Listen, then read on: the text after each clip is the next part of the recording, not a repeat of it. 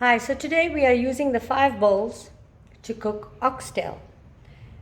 The process, the procedure, the method is the same.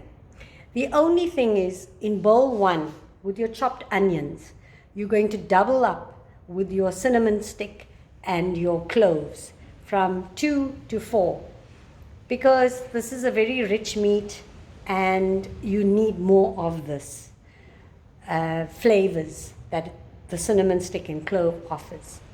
Besides boiling your oxtail with ginger and garlic, you're going to still add what you would in the lamb curry recipe or method.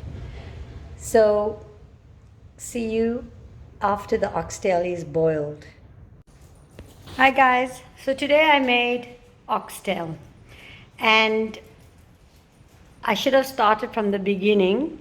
However, I boiled the oxtail for 40 minutes with ginger and garlic, 2 cinnamon sticks, 2 cloves, and some salt in enough water to cover it in this pressure cooker, which I'm not used to, but it was a dream. No hectic, scary, steamy noises.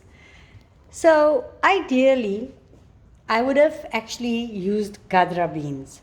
But where I live, I can't get gadra beans. I would have boiled it in the pressure cooker for 40 minutes, stopped it, let it cool down, then added the gadra beans in that same water for a further 20 minutes. It comes to the texture of lamb. So I'm at the stage now where I'm going to add canned butter beans. The tomatoes have been melting down and it's cooking, and now it's time for the butter beans. I'm going to show you what it looks like, and I'm going to add the butter beans. Slow cooking all the way. So this is what the curry looks like, and I am going to add the butter beans. Although this is from a can, believe it or not, it still needs to absorb the flavors of the curry.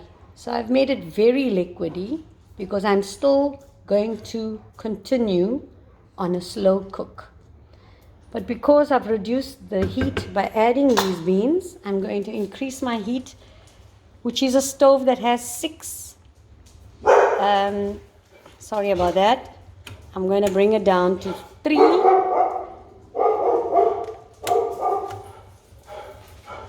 Let it get to a boil.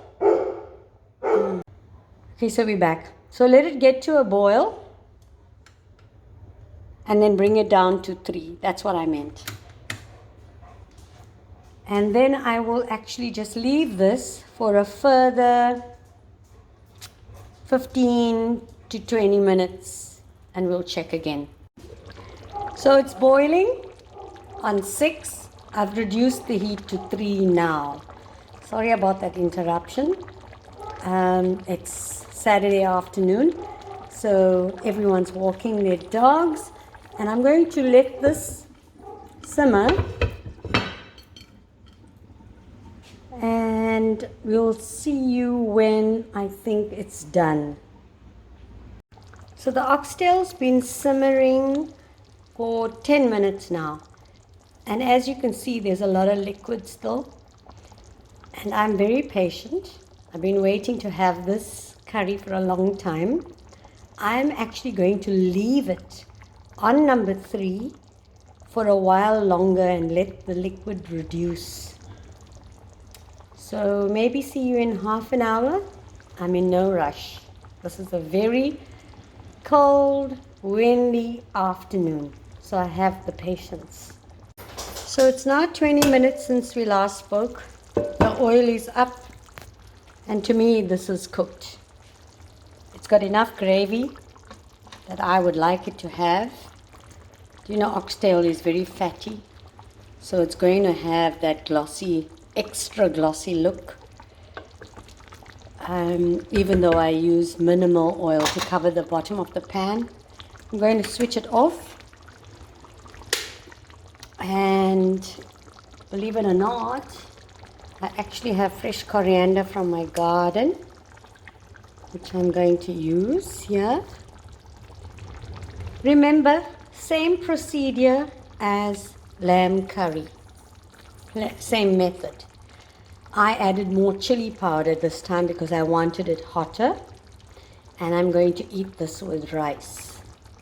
So there you go, your oxtail curry with rice. If I wasn't clear earlier on, I meant to boil your oxtail for 40 minutes, remove it, and then add the gadra beans in the same water for 20 minutes.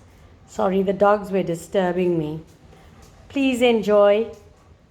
It's very simple to make. It's just the preparation to get it to the texture of lamb curry. So this looks yummy and I will enjoy. Until the next dish. Bye.